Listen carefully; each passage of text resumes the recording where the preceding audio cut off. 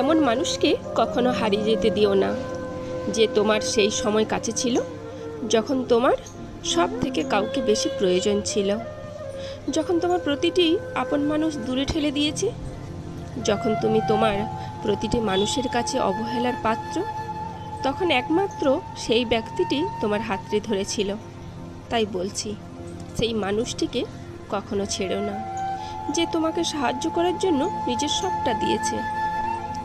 আমাদের সবার জীবনে এমন একটা মানুষ থাকে, ভগবান ম্যাজিকের মতো আমাদের জীবনে পাঠান। এই সব মানুষগুলো বড্ড সহজ সরল হয়, তারা কাউকে ধোঁকা দেয় না, কাউকে ঠকাতেও জানে না।